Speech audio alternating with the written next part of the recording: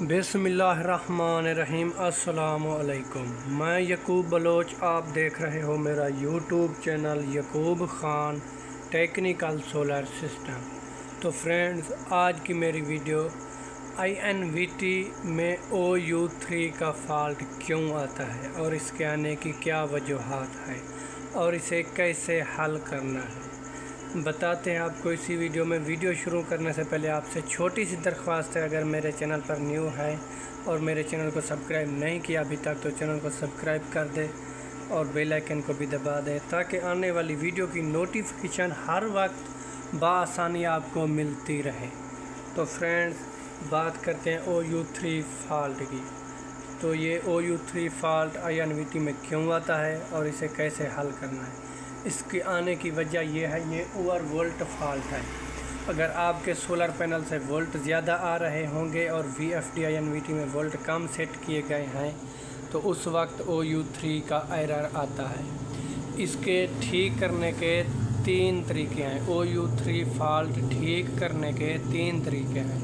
तो वीडियो करते हैं शुरू। हम आपको ये वोल्ट चेक कराते हैं। हमारे पास आ रहे हैं 714 वोल्ट और हमारी जो लिमिट सेट की गई है VFD INVT में वो कम है 700 से, इसलिए ये ओवर वोल्ट का फॉल्ट आ रहा है। तो इसको ठीक करने के लिए आपने क्या करना है, PRG का बटन प्रेस करना है, फिर आपने PE में चले जाना है।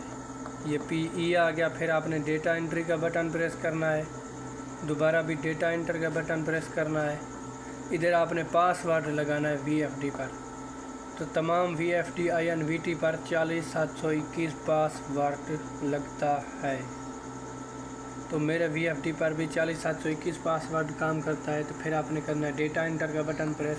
तो PE पैरामीटर आपके सामने इस तरह से ओपन हो जाएगा। तो आपने OU3 फ़ाल्ट ठीक करने के 3 तरीके हैं। पहला तरीका आपने PE 10 में चले जाना है। ये OU3 फ़ाल्ट ठीक करने का पहला आसान तरीका है। यहाँ से ये वोल्ट लिमिट है, इसे हम बढ़ाएंगे तो हमारे वोल्ट और भी ज़्यादा हो जाएंगे। तो OU3 फ़ाल्ट ठीक करने के लिए हमने यहाँ से कम करने हैं वोल्ट। जैसे हम ये वोल्ट कम करेंगे तो हमारे VFD में वोल्ट आना कम हो जाएंगे और OU3 का फ़ाल्ट ठीक हो जाएगा। दूसरा तरीका क्या है OU3 फ़ाल्ट ठीक करने का, फिर आपने PE 7 में आ जाना है, PE 07 में आ जाना है। ये दूसरा तरीका है OU3 फ़ाल्ट ठीक करने का।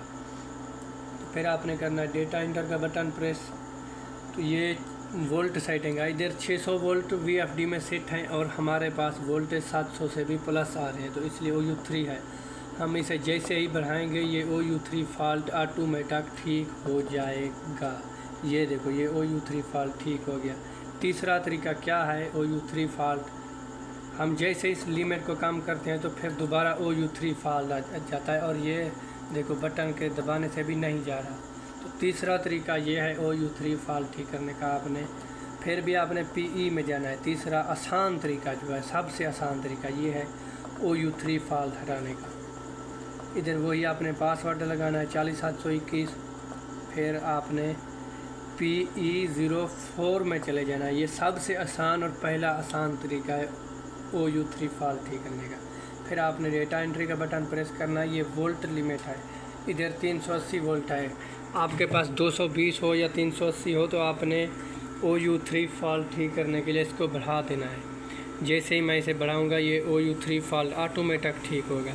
तो मैंने 500 इधर 20 वोल्ट करने हैं मैंने। फिर आपने करना डेटा एंट्री का बटन प्रेस।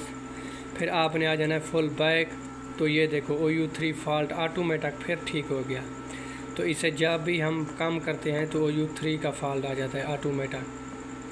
तो वीडियो तमाम दोस्तों से गुजारिश है कि अगर मेरी वीडियो अच्छी लगी हो तो आपसे छोटी सी दरख्वास्त है, वीडियो को लाइक और शेयर और मेरे चैनल को सब्सक्राइब लाजमी करें। मिलते हैं ऐसी अगली नेक्स्ट वीडियो के साथ। खुदा हाफिज़।